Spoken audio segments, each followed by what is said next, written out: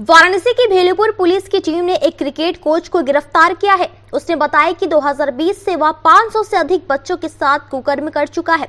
जब पुलिस उसको मीडिया के सामने लेकर पहुंची तो वह घुटने का बल बैठकर रोने लगा। आरोपी ने कहा कि साहब अब हमको जीने की इच्छा नहीं। वहीं एसपी गौरव कुमार ने कहा कि आरोपी मुरारी लाल उर्फ गौतम 45 पुत्र स्वर्गीय रामजियावन को गिरफ्तार किया है।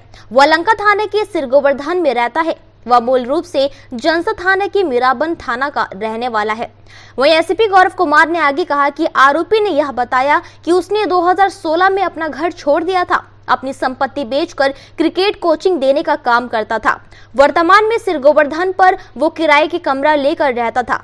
यहीं से विभिन्न ग्राउंड में प्रशिक्षण देता था। वहीं इसी दौरान भोले भाले बच्चे को निशाना भी बना लिया। 2021 में भी थाना लंका से जेल जा चुका है।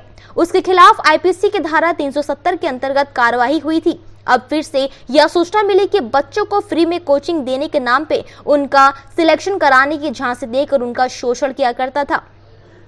वहीं एसपी गौरव कुमार ने आगे कहा कि पीड़ित पक्ष की ओर से थाने में दर्ज कराए गए मुकदमे के अनुसार आरोपी मुरारी लाल उर्फ गौतम पर वादिनी की 14 वर्षीय पुत्र व उसके 15 वर्षीय दोस्त को क्रिकेट टीम में चयन कराने का लालच देकर कई बार उनके साथ अप्राकृतिक कृत्य करने का आरोप लगाया गया है।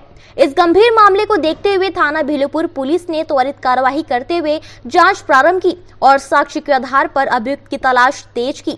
पुलिस के अनुसार यह अपराध पॉक्सो एक्ट के तहत गंभीर श्रेणी में आता है। आरोपी को गिरफ्तार कर न्यायालय में पेश किया गया है। थाना भेलूपुर पर एक तहरीर प्राप्त हुई जिसमें 2 नाबालिग बच्चों के साथ क्रिकेट कोचिंग देते वक्त झांसा देकर उनके साथ अप्राकृतिक दुष्कर्म करने का आरोप लगाया गया था। इस संदर्भ में प्रकरण की संवेदनशीलता देखते हुए तत्काल अभियोग पंजीकृत किया गया 457/25 थाना भेलूपुर पर और 2 टीमें गठित की गई तत्काल। और इसके 24 घंटे के अंदर हम लोगों ने इसकी गिरफ्तारी की है अभियुक्त की, जिसमें उसने स्वीकार किया है कि बच्चों के साथ उसने ये कृत्य किया है। उसे गिरफ्तार कर जेल भेजा जा रहा है। किस तरह क्या इसका बैकग्राउंड है और किस तरह का ये प्रलोभन या लालच दे के बच्चों को फुसलाया करता था? जैसा कि पूछताछ में जानकारी में प्रकाश में आया है कि 2016 में ये जनसा थाना का रहने वाला है। कुछ पारिवारिक विवाद हुआ। वर्तमान में इसके माता पिता नहीं है जैसा कि इसके द्वारा बताया गया, और फैमिली से अपना पार्ट जो भी इसका था हिस्सा बेच के उसको ये अब कोचिंग देने का काम करता था बच्चों को, और सिर पे क्रिकेट की कोचिंग देता था और सिर गोवर्धन पे कमरा लेके किराए पे रहता था ये।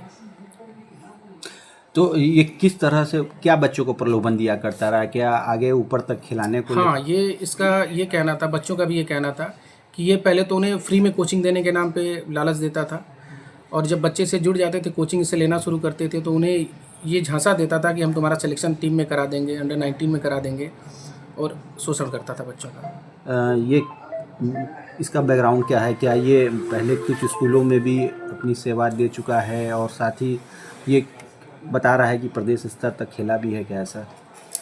इसकी जानकारी तो अभी ठीक नहीं हो पाई है कि किस स्तर तक इसने खेला है। कोचिंग देने का काम ये करता है, उसी से इसकी आजीविका चल रही थी। क्योंकि हमने बताया अपना हिस्सा, घर का हिस्सा बेच कर ये आके यहीं पे किराए पे रहता था और उसी कोचिंग से इसकी आजीविका चलती थी।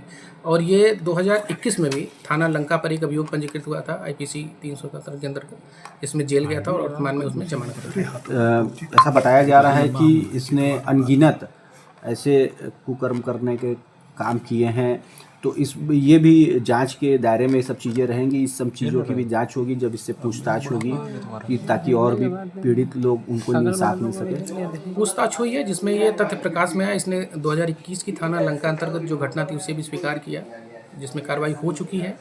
वर्तमान में कार्रवाई प्रचलित है। 2 बच्चों के शोषण की बात आई थी और उस पर कार्रवाई हो रही है। अन्य तथ्य अगर प्रकाश में आएंगे तो निश्चित रूप से उसको भी विवेचना में शामिल किया जाएगा।